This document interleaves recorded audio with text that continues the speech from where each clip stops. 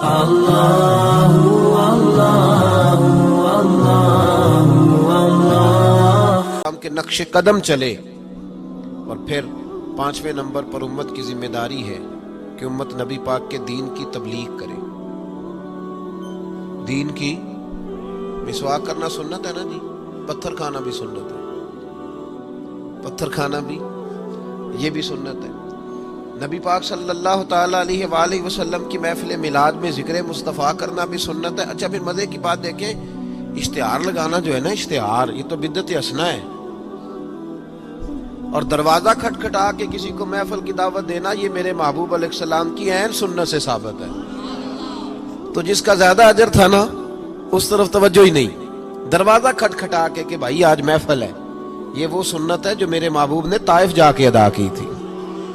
لوگ کہتے ہیں بڑا خرچہ کیا. بھائی کیا خرچہ کیا ہے؟ کہتے ہیں میں 26,000 دے اشتہار چھاپے.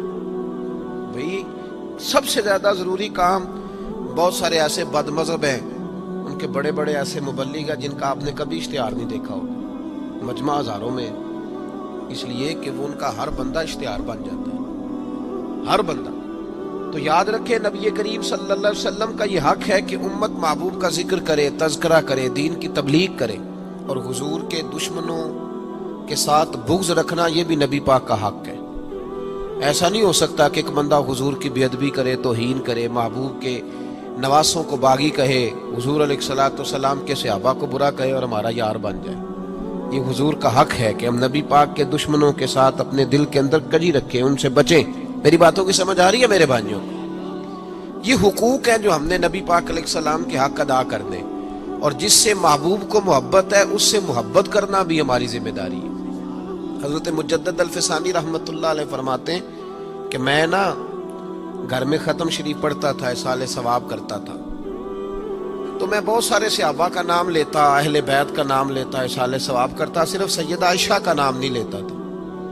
کہتے مجھے نبی پاک صلی اللہ علیہ وسلم خواب میں ملے اور سرکار نے فرمایا شیخ احمد تجھے پتہ ہے نا میں اکثر کھانا عائشہ کے دسترخوان پہ کھاتا ہوں، تو اس کا ذکر ہی نہیں کرتا. تو ہر اس شخص سے جس سے محبوب نے محبت کی، ہر اس شخص سے محبت کرنا یہ نبی پاک کے حقوق میں شامل ہے. سب سے پہلی بات یہ کہ امت محبوب پہ ایمان لائے. کس طرح ایمان لائے؟ کہ جو حضور کہہ دے امت سمجھ جائے کہ اسی میں میری بہتری ہے، امت مان جائے آنکھیں بند کر کے. غیر مشروط اطاعت ہے ہی صرف نبی پاک کی، اس میں کوئی شرط نہ لگائے، مانے اور دل سے مانے. یہ نہ کہے کہ یہ کیسے ہو سکتا ہے، مولوی صاحب آپ کہہ تو صحیح رہے پر دنیا بڑی دور چلی گئی ہے، وہ دنیا داری بھی کرنی پڑتی ہے. اس میں گنجائش تلاش نہ کرے. جو حضور کہہ دیں اس پہ ایمان لے آئے، جو نبی پاک فرما دے اس پر ایمان لے آئے. نبی پاک صلی اللہ علیہ وسلم مکے سے ہجرت کر کے مدینے تشریف لا رہے تھے. حضرت ابو بکر صدیق ساتھ تھے. ابو جہل نے اعلان کیا کہ جو محبوب علیہ السلام کو معاذ اللہ گرفتار کرے گا 100 سرخ اونٹ ملیں گے. اور بھی بہت سارے لوگ آئے، سراقہ بن مالک بھی گھوڑا لے کے آئے. حضور تک پہنچ گئے. نبی پاک علیہ السلام کا اختیار زمینوں پہ بھی چلتا ہے، آسمانوں پہ بھی چلتا ہے. سرکار دو عالم صلی اللہ تعالی وسلم کو گرفتار کرنے لگے تو حضور نے زمین کو حکم دیا. زمین نے سراقہ بن مالک کے گھوڑے کی ٹانگیں پکڑ لی. گھوڑا اندر دھسنے لگا تو سراقہ کہتے ہیں میرے اندر سے آواز آئی یہ اللہ کے سچے نبی ہیں، لیکن ابھی میں پورا مانا نہیں. کہتے ہیں میں نے عرض کی کہ حضور مجھے معاف کر دیں، تو معاف کرنا تو میرے محبوب کا طریقہ ہے نا. کہتے ہیں معافی مانگی تو محبوب نے اسی وقت فرمایا جا تجھے معاف کیا. سراقہ کہتے ہیں میں نے پھر جرت کی، پھر بڑھنے لگا، پھر زمین نے میرے گھوڑے کو پکڑ لیا، ٹانگیں اندر دھسنے لگی. البدایہ ون نہایا اٹھا کر کے دیکھیے محبوب پاک سید عالم صلی اللہ علیہ وسلم نے دوسری دفعہ جب زمین میں اس کا گھوڑا دھسنے لگا تو پھر عرض کرنے لگے حضور معاف کر دے. فرمایا جا تجھے معاف کیا. سراقہ کہتے ہیں آواز اندر سے آئی پر ابھی میں پورا مانا. آواز تو ہمارے اندر سے بھی روز آتی ہے کہ بدل جانا چاہیے، ہمیں دین کی طرف آ جانا چاہیے، پر ہم بھی تجربے کرتے رہتے ہیں. اللہ ماشاءاللہ. کہتے ہیں 3 دفعہ ایسا ہوا، 3 دفعہ نبی پاک نے معاف کیا. پھر میرے اندر سے آواز آئی کہ یہ اللہ کے سچے رسول ہیں. جب تیسری دفعہ معاف کیا تو محبوب مسکرانے لگے. ایک کسرا کا بادشاہ تھا، توجہ ہے میری بات پر، کسرا کا ایک بادشاہ تھا تو ہاتھوں میں کنگن پہنتا تھا. موٹے موٹے سونے کے کنگن. وہ جب بات کرتا نا تو کنگن ہلتے, جس طرح ہمارے حکمرانوں کے بڑے للے تو للے نہیں. آپ کا ایک ایسا وزیر اعظم گزرا ہے جو دلی سے کپڑے خریدتا تھا اور آسٹریلیا سے سلوایا کرتا تھا. یہ غریب قوم کے حکمران. چلیں خیر, ان کی میں کیا بات کروں. اب تو پیروں کی گاڑی بھی 1.5 کروڑ کی آتی ہے, ان کی میں کیا بات کروں. اب تو لوگوں کو فقر کا درس ہے. دنیا کو کہتے ہیں فقیر ہوتے جاؤ, خود امیر ہوتے جاتے. اب تو یہاں بھی حال بڑا اللہ ماشاءاللہ عجیب ہے. اس طرف کیا جاؤں, یہاں بھی رونا بڑا سخت ہے. غریب سادہ تو رو رو کے ہو گیا تائب, کاش اس پیر مغاں کو بھی مل جاتی توبہ کی توفیق. اور اقبال نے کہا یہ نذرانہ نہیں, یہ سود ہے پیران حرم کا جو لگایا ہوا ہے ٹیکس. آئے ہو تو کیا لے کے آئے ہو. عام دام برسر مطلب. وہ کسرا کا بادشاہ جو تھا وہ کنگن پہنتا تھا, جب بات کرتا تھا تو بجتے تھے. تو مشہور بڑے تھے کہ اس کے کنگن ہیں بھائی. نبی پاک صلی اللہ تعالی علیہ وآلہ وسلم کو جب سراقہ آگے بڑھے نا گرفتار کرنے, تو محبوب نے فرمایا تو مجھے پکڑنے آیا ہے, ایک وقت آئے گا کسرا کا علاقہ فتح ہوگا, اس کے وہ کنگن میرے غلام اتار کے لائیں گے, اور سراقہ میں یہاں کھڑے ہو کے سالوں بعد کا وہ واقعہ دیکھ رہا ہوں کہ اس کے کنگن تیرے ہاتھوں میں آئیں گے. اب ذرا رک کے سوچئے, مکے سے نکلے ہیں, مدینے ابھی پہنچے نہیں, ایک گاؤں پہ بھی مسلمانوں کی حکومت نہیں. میرے محبوب نے اتنی بڑی بات کر دی, کسرا کا علاقہ فتح ہوگا.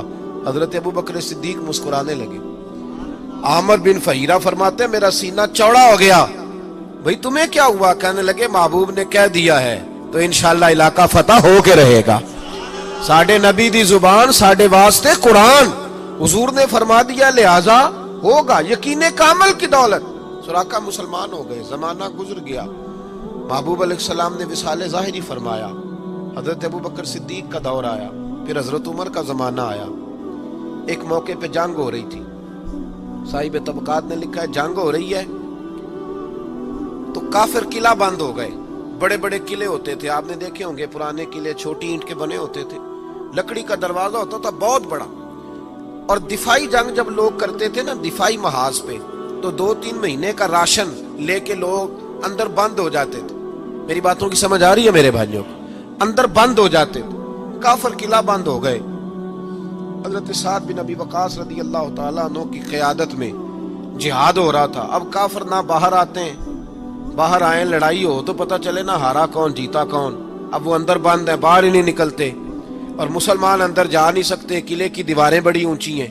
ایک منجنیق ہوتی تھی گلیل کی طرز پہ بنی, اس میں رکھ کے نا بڑے بڑے پتھر تو اندر پھینکے جاتے تھے.